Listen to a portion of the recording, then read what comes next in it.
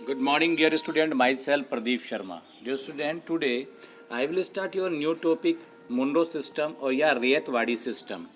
ये सिस्टम सबसे पहले आपका साउथ में स्टार्ट हुआ था। अभी हमने पहले सिस्टम के बारे में पढ़ा था। ये सिस्टम था आपका महलवाड़ी सेटलमेंट।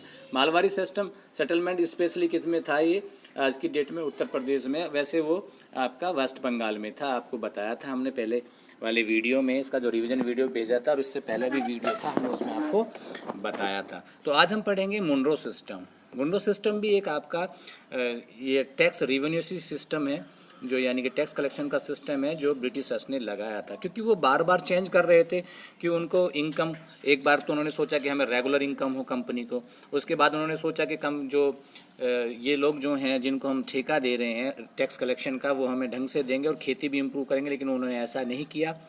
तो उसके लिए उन्होंने फिर दूसरा चेंज किया। अब साउथ में जो सिस्टम उन्होंने चेंज किया था उसका नाम था मुनरो सिस्टम, जिसे रेतवाड़ी सिस्टम के नाम से भी जानते हैं। In south new system was tried to on a small scale by the captain Alexander Read. ये इसका नाम जरूर नोट कर लेंगे आप, कैप्टन अलेक्जेंडर रीड। ये साउथ में उन्होंने स्टार्ट किया था new system. This system was later developed by the sir Thomas Munro. पहले तो ये कैप्टन रीड ने, अलेक्जेंडर रीड ने इसको छोटे से भाग में इसको स्टार्ट किया था, और बाद में क्या था, सर थॉमस मुनरो ने इसको डेवलप किया, इसका विकास किया। गवर्नर ऑफ मद्रास, उस समय क्या था, वो गवर्नर ऑफ मद्रास थे। And extended all over the south, और उसको बाद में क्या था, पहले मद्रास में स्टार्ट हुआ गवर्नर, जब क्योंकि मद्रास के गवर्नर थे तो ये मद्रास में उन्होंने करेंगे। उसके बाद उन्होंने पूरा उसको पूरे साउथ में उसको कर दिया। साउथ तो आप जानते ही हैं, आपका केरला, कर्नाटका, तमिलनाडु, आंध्र प्रदेश, ये सारा साउथ का एरिया है आप, तो वहाँ पर उसको पूरा इन्होंने स्टार्ट कर दिया। अकॉर्डिंग टू दिस सेटलमेंट, इस सेटलमेंट के अनुसार, according to this settlement, a settlement was made directly with the cultivators, ryots. Ryots का मतलब है किसान से मतलब है, रायत का मतलब क्या है, किसान से। कल्टीवेटर का मतलब है जो कृषि करता है। अभी पहले क्या था भाई, महलवाड़ी सिस्टम में क्या था, महल जो होता था एक विलेज होता था, विलेज के ऊपर पूरा टैक्स था कि आपको पूरा कैलकुलेट करने के बाद में आपको एक जो विलेज का जो हेड होता था वो आपको देगा, यानी कंपनी को देगा। अब लेकिन यहाँ पर उन्होंने सोचा ब्रिटिशर्स ने कि भाई बीच में तो बहुत सिस्टम है, कहीं ना कहीं दिक्कतें आ रही है, बीच में कोई ना कोई खा रहा है, तो कंपनी जो है डायरेक्ट वेब कल्टीवेटर से रिवेन्यू कलेक्ट करना चाहती थी। इसके लिए उन्होंने इस सिस्टम को इंट्रोड्यूस किया। The field were carefully served, पहले क्या था, जो उनके खेत थे उनका सर्वे किया गया, उनकी मापतोल की गई। एंड रिवेन्यू असेसमेंट मेड, और सर्वे करने के बाद जो रिवेन्यू का, भाई इस पे इतना रिवेन्यू लगेगा, इस पे इतना टैक्स लिया जाएगा इस खेत से, वो सारा सेटलमेंट किया गया। However all these new system did not achieve the desire result. हालांकि अगर सिस्टम की बात करें, जैसे उनको सोचा था ब्रिटिशर्स ने कि हमें इससे इतना फ़ायदा होगा, तो उसको उसके अनुरूप जो रिजल्ट नहीं मिल पाया। The revenue fix was very high, जो रिवेन्यू फिक्स किया गया था वो उस समय क्या था, बहुत हाई था। सिस्टम है, अगर आप किसी प्रेशर डालोगे तो वो आराम से नहीं होगा। तो रिवेन्यू जितना उनका इनकम था कल्टीवेटर्स का, किसानों का, उतना नहीं वो दे पा रहे थे। Most peasants were unable to pay, बहुत सारे पीजेंट जो थे उसको पे करने में अनेबल थे, उनकी क्षमता नहीं थी, उनकी कैपेसिटी नहीं थी as per the production. And many ryots, ryots का मतलब है किसान, फेल्ड देयर विलेज, ठीक है, उन्होंने अपने गांव छोड़ दिए। तो ये सारी सिस्टम आपको देख सकते हैं। अब आता है crops for Europe, crops for Europe. अभी हमने बात आपका बताया था, जो ब्रिटिश कंपनी थी, ब्रिटिश कंपनी थी, जो ईस्ट इंडिया कंपनी थी, मोस्टली वो यहाँ पर उस प्रकार की क्रॉप्स ग्रोन कराती थी, पैदा कराती थी, जिसकी डिमांड यूरोप में बहुत ज़्यादा थी, या उनके जो इंडस्ट्रीज़ वहाँ पर लगी हुई थी उसमें रॉ मटेरियल की जगह आपका ये जो क्रॉप्स यूज होता था। तो उन्हें कोई भारत के जो किसान हैं या भारत का जो सिस्टम है या भारत के लोग हैं उनसे कोई लेना देना नहीं था, क्योंकि वो एक विदेशी कंपनी थी, और विदेशी कंपनी कहीं भी लगती है तो उसका मेन पर्पज होता है कि वो मैक्सिमम से मैक्सिमम प्रॉफिट लेना और कम से कम पैसा खर्च करना। तो यही सिस्टम उनका था। तो जब उनके हाथ में पूरी बागडोर आ गई थी तो उन्होंने यहाँ पर जो क्रॉप्स भी वही उगाना पैदा कर दिया जो उनकी ज़रूरत थी। जैसे आपका यहाँ पे बात करते हैं, ये जो आपका देखिएगा यहाँ पे क्रॉप्स फॉर द यूरोप के लिए क्रॉप्स कौन सी थी?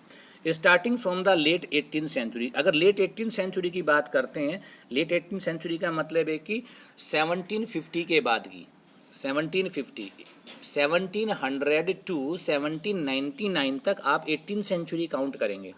1700 टू 1789 तक आप क्या काउंट करेंगे? 1800 सेंचुरी। अगर लेट की बात करते हैं तो आप 1750 के बाद का जो टाइम पीरियड है उसको आप क्या करेंगे? लेट करेंगे। ठीक है, तो आप इसमें थोड़ा सा देखेंगे तो हाँ, 18th century the company did it best to be expand the cultivation for crops that were in the demand back home. यानी कि क्या था, उन्होंने उस चीज़ का कल्टीवेशन, उसके की खेती करनी शुरू करा दी जिसकी उनके घर पर डिमांड थी। यानी कि उनकी इंडस्ट्रीज़ में डिमांड थी या उनकी पब्लिक में डिमांड थी या जहाँ जहाँ उनका व्यापार था वहाँ पर उस माल की डिमांड थी, तो उस प्रकार का कल्टीवेशन उन्होंने शुरू कर दिया। दे forced cultivators in various parts of India. उन्होंने यहाँ पर जो इंडिया में जो कल्टीवेटर्स थे, किसान थे जो खेती करते थे, जो भिन्न भिन्न भागों में भारत की खेती करते थे, उन पर जो दबाव बनाना शुरू कर दिया, प्रेशर बनाना शुरू कर दिया टू प्रोड्यूस ओपियम। ओपियम का मतलब होता है अफीम। अफीम एक नशीला पदार्थ होता है, आपने सुना होगा, अफीम एक नशीला पदार्थ होता है। तो उसको उगाने के लिए पैदा उनको फोर्स किया कि आप अफीम उगाइए, क्योंकि अफीम की डिमांड ज़्यादा थी। इंडिगो नील, वहाँ पर जो कपड़े की मिलें थी उसको कपड़ा रंगने के लिए नील, जो भारतीय नील था उसकी बहुत क्वालिटी अच्छी थी। हम भी अपने कपड़ों में, बनियान में या सफ़ेद कपड़ों में नील लगाते हैं, तो उसकी डिमांड वहाँ पर इंडस्ट्रीज में बहुत थी कलर के लिए। Jute, T, sugar cane, wheat, cotton and rice, तो इन सब की डिमांड थी। तो इनको स्पेशली किसान अपनी तरफ से बोता, अपनी ज़रूरत के हिसाब से बोता था, लेकिन उन्होंने कहा नहीं, आप स्पेशली इन फसलों को ज़रूर बोइएगा। तो किसान को बाउंड कर दिया गया। दूसरी चीज़, द डिमांड फॉर इंडिगो, यहाँ पर थोड़ा सा आप ध्यान रखेंगे, यहाँ पे थोड़ा सा और इसको कर देते हैं। The Indigo imported into the Britain. यहाँ पे पहले डिमांड इसकी बात कर लेते हैं, क्योंकि इंडिगो की डिमांड कैसे बढ़ी कैसे नहीं बढ़ी इसको बाद में हम बात करेंगे। तो सबसे पहले डिमांड की बात करते हैं। The demand for the Indigo, Indigo के लिए यानी कि नील के लिए जो डिमांड थी क्या था? As early as the 13th century Indian indigo was, यहाँ पर देखेंगे थोड़ा सा आप, वाज यूज्ड, अभी थोड़ा क्लियर नहीं हो पा रहा है, इसको थोड़ा सा सेटल कर लेते हैं ताकि आपको क्लियर नज़र आ जाए। यस, अब ठीक है। The Indian indigo was used by Europeans cloth manufacture to dye cloth. अभी हमने कहा था जो यूरोपियन मैन्युफैक्चर कंपनीज थी, जो यूरोप में जो कपड़ा बनाने वाली कंपनीज थी, वो भारतीय नील को कपड़ों को रंगने के लिए यूज़ करते थे, बहुत अच्छी क्वालिटी का होता। वोड ए यूरोपियन प्लांट, वोड एक यूरोपियन प्लांट था जिससे क्या था, इसेस्टिक टिक्टोरिया, इसेटिस टिक्टोरिया ऑफ द मस्टर्ड फैमिली, ये मस्टर्ड फैमिली से था। अब बायोलॉजी में आप पढ़ेंगे, आप उसमें तो फैमिली से था। Formally cultivated for the blue, वहाँ पर यूरोप में ये इस प्रजाति का पेड़ था जो मस्टर्ड यानी कि जो तेल वाली जाति का प्रजाति था, उससे तेल निकाला जाता था उस प्रकार का, तो उससे वो नील की तरह वो यूज़ किया जाता था। फ्रॉम इट्स लीव्स, उसकी पत्तियों को निचोड़ करके उससे नील निकाला जाता था। Was substitute for the indigo produce, जो वो एक प्रकार से सब्स्टिट्यूट था इंडिगो का, नील का, इन यूरोप में। Worried by the competition the would manufacturers, अब क्या था, अब देखिए कि बाहर से कोई माल आने लगे, सस्ते में माल आने लगे, क्योंकि ब्रिटिश कंपनी का तो यहाँ पर राज था, तो वो जितना सस्ता माल चाहे उतना खरीद सकती थी। तो जो वहाँ पर जो वुड से जो वुड की पत्तियों से जो नील निकालते थे, तो उनके लिए कंपटीशन बढ़ गया था उनके, क्योंकि उनका जो ये जो था वुड से निकाला हुआ indigo, that was not so good as compare to the Indian indigo. तो उन्होंने कहा कंपटीशन है हमारे यहाँ। Was substitute for the indigo produce, worried by the competition the wood manufacturer persuaded their government, उन्होंने अपनी गवर्नमेंट से बोला, याचना की, to ban import of indigo, कि जो बाहर से जो नील आ रहा है आप उसको बैन कर दीजिए, क्योंकि हमारे देश में जो नील पैदा हो रहा है, वुड की पत्तियों से जो हम नील निकाल रहे हैं, उसका तो डिमांड है ही नहीं मार्केट में। जो बाहर इंडिया से आ रहा है या अदर कंट्रीज से जो आ रहा है, स्पेशली इंडिया की बात करें, उसका डिमांड बहुत ज़्यादा है।